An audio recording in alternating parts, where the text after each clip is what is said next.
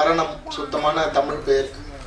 நிறைய அர்த்தம் இருக்குது தமிழில். பாதுகாப்பு, மதில், அந்த மாதிரி நிறைய அர்த்தங்கள் இருக்குது. நல்ல தமிழ் பேர் வச்சதுக்கு முதல்ல நன்றி பிரியன் சார். இப்போ அது குறைஞ்சிட்டே வருது தமிழ் சினிமாவில்.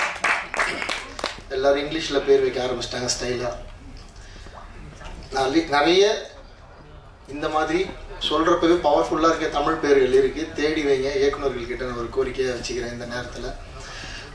நான் இந்த படத்தோட இந்த ஃபங்க்ஷனுக்கு வந்ததுக்கு காரணம் பிரியன் சார் தான். அது இல்லாமல் என்னோட 2 அசோசியேட்ஸ் இருக்காங்க. என்னோட பிஆர்ஓ புவன் ஃபோன் பண்ணி, அண்ணா நீ வந்தே ஆகணும், பிரியன் சார் உனக்காக வெயிட் பண்ணுறாரு அப்படின்னு இவரே சொல்லிட்டாரு.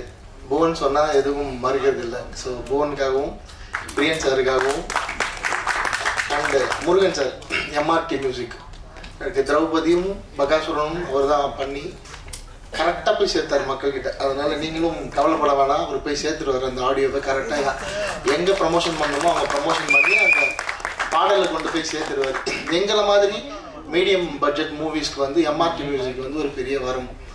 நல்ல ப்ரைஸும் கொடுப்பாங்க, நல்ல சப்போர்ட் பண்ணுவாங்க. ஃபோன் பண்ணால் எடுப்பாங்க, பதில் சொல்லுவாங்க. தொடர்ந்து வாட்ஸ்அப் குரூப்பில் நம்ம டச்லேயே இருக்கலாம் அந்த ப்ரமோஷன் சம்மந்தமாக. மற்ற ஆடியோ கம்பெனிகளில் அது கஷ்டம். இந்த மாதிரி பட்ஜெட் படங்களுக்கு எடுக்க மாட்டாங்க ஃபோன். ரெண்டாவது, ஒரு படம் எடுக்கிறது எவ்வளோ கஷ்டம் அப்படின்னு எல்லாரும் சொல்லியிருந்தாங்க. உண்மையிலேயே கஷ்டமான விஷயம்தான். சந்தோஷம், ஒரு க்ரௌட் ஃபண்டிங் படம், தமிழ் சினிமாவோட 2வது க்ரௌட் ஃபண்டிங் படம் ஆடியோ லான்ச் வரைக்கும் வந்திருக்கு. நிறைய பேர் ட்ரை பண்ணுறாங்க. ஃபஸ்ட்டு என் படம் வந்ததில் எனக்கு ரொம்ப பெருமை. இது 2வது படம் ஆடியோ லான்ச் வரைக்கும் வந்துடுச்சு. வர வெள்ளிக்கிழமையும் சார் ஒரு ரெக்வஸ்ட், இது அது இந்த சமயத்தில் கன்னியாகுமரி, திருநெல்வேலி, தென்காசி, தூத்துக்குடி, அந்த பக்கம் நாகர்கோவில் பக்கம்லாம் மழை அதிகமாக இருக்குது. ரொம்ப முக்கியமான ஏரியா மதுரையும் திருநெல்வேலி. ஸோ திருச்சி பக்கமும் கொஞ்சம் மழை இருக்குதுன்னு கேள்விப்பட்டேன். ஸோ 3 ஏரியா முக்கியமான ஏரியா மழை இருக்குது. ஸோ அதை பார்த்துட்டு இந்த வெள்ளிக்கிழமை ரிலீஸ் வந்து முடிவெடுங்க.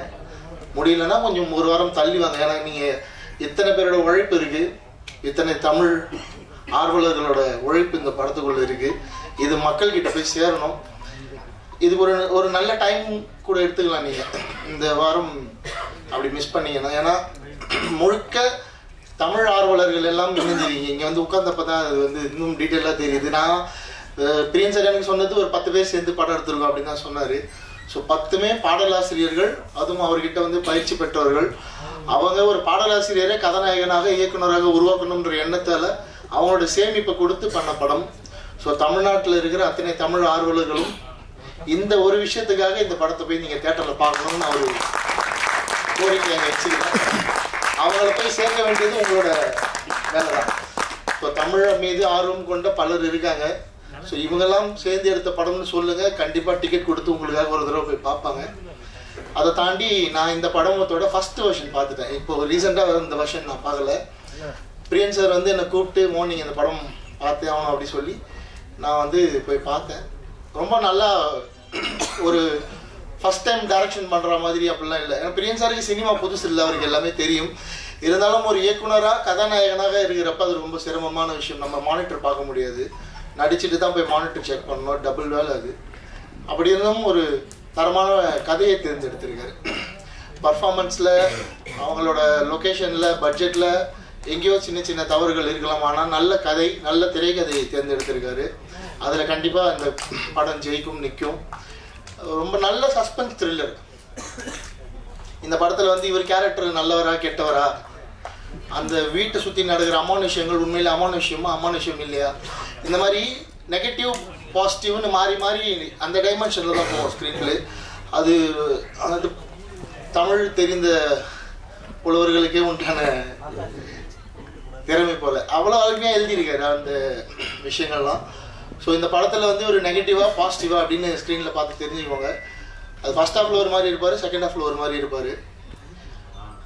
ஸோ இந்த நெகட்டிவ் பாசிட்டிவ்னு பேசுகிறப்ப இப்போது இந்த மேடையை பயன்படுத்தி இப்போ போன வாரம் வெளியே இருக்க இந்த கூசு முனுசாமி வீரப்பன் என்ற வெப்சீரிஸை வந்து நான் இந்த டைமில் பாராட்டிடுறேன். ஜி ஸ்டுடியோவுக்கு ரொம்ப நன்றி, அண்ட் அந்த டைரக்டர் ஷரத்துக்கும் ரொம்ப நன்றி. ஒரு தரமான படைப்பை வந்து வெளியிட்டிருக்காங்க. ஸோ இவ்வளோ நாளாக கம்ப்ளீட்டாக நெகட்டிவாகவே தெரிஞ்ச வீரப்பன் அப்படின்ற ஒரு மனுஷன் இன்னைக்கு மக்கள் மத்தியில் ஓரளவுக்கு பாசிட்டிவாக போய் சேர்ந்துருக்காரு. ஆல்ரெடி வட தமிழ்நாட்டில் ஒரு ஹீரோ தான். ஆனால் இன்றைக்கி மொத்த தமிழ்நாடு முழுக்க உலகம் முழுக்க வீரப்பனார் வந்து ஒரு ஹீரோ மாதிரி ப்ரொஜெக்ஷன் ஆகிட்டுருக்கு. நிறைய மாற்று கருத்துக்கள் அந்த வெப்சீரிஸில் இருந்தாலும் அவர் என்ன காரணத்துக்காக அந்த வீரப்பன் அப்படின்ற அந்த அவதாரம் எடுத்தார், எந்த வயசுலேருந்து அவர் அந்த காட்டுக்குள்ளே போய் அங்கே இருக்க மக்களுக்காக சண்டை போடலாம் அப்படின்னு முடிவெடுத்தார் அப்படின்னு ரொம்ப அருமையான கண்டென்ட் அமைஞ்சிருக்கு. ஒரு சினிமா நினச்சா எவ்வளோ பெரிய நல்லவனையும் கெட்டவனாக மாற்றும். உண்மையாக சொல்கிறேன், நேரில் ரியல் லைஃப் இன்சிடென்ட். எவ்வளோ பெரிய நல்லவனையும் கெட்டவனாக காட்டும், எவ்வளோ பெரிய கெட்டவனையும் ஹீரோவாக மாற்றும். அது வந்து சினிமாவுக்கு அந்த பவர் இருக்குது, எழுத்துக்கு அந்த பவர் இருக்குது. ஸோ வீரப்பன் அவர்களுடைய இன்னைக்கு வரலாறு மக்கள் மத்தியில் ஒரு ஹீரோவாக மாறிட்டு இருக்காரு. இருந்தும் அந்த டாக்குமெண்ட்ரி வந்து அவர் கிரிமினல், தீவிரவாதி, வில்லன், கொலைகாரன் அப்படின்னு தான் முடியுது. அதுதான் உண்மையும் கூட. பட் என்ன ரீசனுக்காக அவர் அதெல்லாம் பண்ணார், அவருக்கு எந்த கோபம் என்ன இந்த சமூகத்தின் மேலே அப்படின்றது வந்து இன்றைக்கி தான் மக்களுக்கு தெரிஞ்சிருக்கு, பல வருஷம் கழிச்சு. ஸோ இந்த மாதிரி நிறைய ஆளுமைகள் இருக்காங்க. அவங்களெல்லாம் பற்றி தொடர்ந்து வெப்சீரிஸ் வரணும். மலையூர் மம்பட்டியான் இருக்கார், அப்புறம் அரியலூர் பக்கம் வந்து தோழர் தமிழரசன் இருக்கார், புலவர் கலிய பெருமாள், ஆறுமுக நாட்டார், இந்த மாதிரி இன்னும் நிறைய பேர் இருக்காங்க. இந்த பேர்லாம் சொல்கிறேன்னா யாராவது ஒரு டைரக்டர் இவங்களை பற்றி தேடி அவங்கள பற்றின டாக்குமெண்ட்டும் வந்து அந்தந்த வட்டாரங்களில் இந்த மக்கள் வந்து அவங்க என்ன காரணத்துக்காக இந்த சமூகத்துக்கு போராளியாக இருந்தாங்க, மாவோயிஸ்டாக இருந்தாங்க அப்படின்னு தெரிஞ்சுப்பாங்க. எப்படி அவங்களோட மரணம் நிகழ்ந்தது, அதில் என்ன உண்மை இருக்குது, அதில் என்ன அரசியல் இருக்குது, அதெல்லாம் புரிஞ்சுப்பாங்க. அது வந்து சினிமா மட்டும்தான் அதை செய்ய முடியும். என்ன தான் பத்திரிகை, மீடியா அதெல்லாம் நியூஸ் வந்தாலும் திரைச்சித்திரமாக பார்க்குறப்ப அது பெருசாக போய் மக்கள்கிட்ட ஒரு பெரிய பாதிப்பு ஏற்படுத்தும். ஸோ அந்த வகையில் அந்த கூஸ் முனுசாமி வீரப்பன் தொடரை எடுத்த அத்தனை பேருக்கும் என்னுடைய மனமார்ந்த நன்றிகள் இந்த மேடையில். நெக்ஸ்ட்டு நம்ம திருப்பி ஆரம்பக்குள்ளே வந்துடுவோம். ரொம்ப சந்தோஷமான தருணம். ஒரு அநேகமாக ஸ்நேகன் சார், பா விஜய் சாருக்கு அப்புறம் நீங்கள் ஹீரோ இருக்கீங்க இல்லையா, ஒரு பாடலாசிரியராக, வேறு யாரும் இல்லை. ஸோ அதுலேயும் ஒரு முக்கியமான இடம் இந்த முதல் 3 அதுக்குள்ளே வரதெல்லாம் ரொம்ப சூப்பர். கண்ணதாசன் சார் மேலே ரொம்ப மதிப்பு, வாலி சார் மேலே ரொம்ப அன்பு கொண்டவர் பிரியன் சார். ஸோ கண்ணதாசன் சார் மாதிரி ப்ரொடக்ஷனுக்குள்ளேயும் வந்துட்டார். அதுவும் ஒரு படத்தில் ப்ரொடியூசராக, ஹீரோவாக, டைரக்டராக பெரிய அவதாரம் தான் இது, பெரிய பொறுப்பு இருக்குது. அவரை நம்பி ஃபன் பண்ணவங்கெல்லாம் சப்போர்ட் பண்ணுங்கள். நல்லது கெட்டது எது வந்தாலும் கூட இருங்க கடைசி வரைக்கும். இது தொடக்கம் தான். அவர் உருவாக்கிய மாணவர்கள் நிச்சயமாக அவரை திருப்பி தாங்கி பிடிப்பாங்க. அது எந்த மாற்றம் எனக்கு தெரியும். நான் போயிருக்கேன், 2 ஆண்டு விழாக்கு நான் கலந்துருக்கேன் அந்த பயிற்சி பற்றியில். ஸோ ரொம்ப புது முயற்சி, புது விஷயம். இதுவுமே ஒரு முயற்சி தான். ஸோ நீங்களாம் அவருக்கு வந்து சப்போர்ட் பண்ணணும். ஹீரோயின் ரொம்ப நல்லா இருக்காங்க அந்த ஃப்ரேமில், விஷுவலில் பார்க்க. நான் புது ஹீரோயின் நினைக்கல, இப்போ தான் சொல்லி தான் தெரியும் அவங்க ஃபஸ்ட் படம் பண்ணுறாங்க.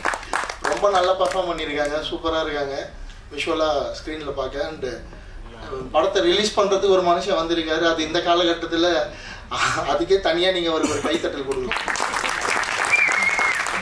நிஜமாகவே ஒரு பெரிய விஷயம் அது. ஒரு கம்பெனி ஒரு படத்தை வந்து நாங்கள் ரிலீஸ் பண்ணுறோம் இந்த சிச்சுவேஷனில், ரொம்ப பெரிய விஷயம் அது.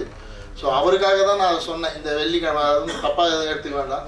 மழை நேரத்தில் ரிலீஸ் பண்ணால் அந்த ஒரு ஏரியாவிலேருந்து வர ஒரு 10 லட்சம் மிஸ் ஆனால் கூட 3 ஏரியாவிலேருந்து நமக்கு 30 லட்சம் ரூபா அடிவாங்க. ஸோ அவரோட சைட்லேருந்து தான் நான் அதை சொன்னேன். ஸோ நல்லது கெட்டதெல்லாம் நீங்கள் அதை யோசித்து நல்ல முடிவு எடுங்க. இந்த வாரம் இல்லைன்னா அடுத்த வாரம் வந்தாலும் நிச்சயமாக இந்த படம் மக்கள் மத்தியில் பெரிய பேர் வாங்கணும். ஸோ அதுக்கு நீங்களாம் உதவணும். தமிழ் மீது பற்று கொண்டவர்கள், இந்த தமிழ் மீது ஆர்வம் கொண்ட கூட்டணிக்கு ஆதரவு கொடுக்கணும்னு வேண்டிக்கிறேன். தேங்க்யூ.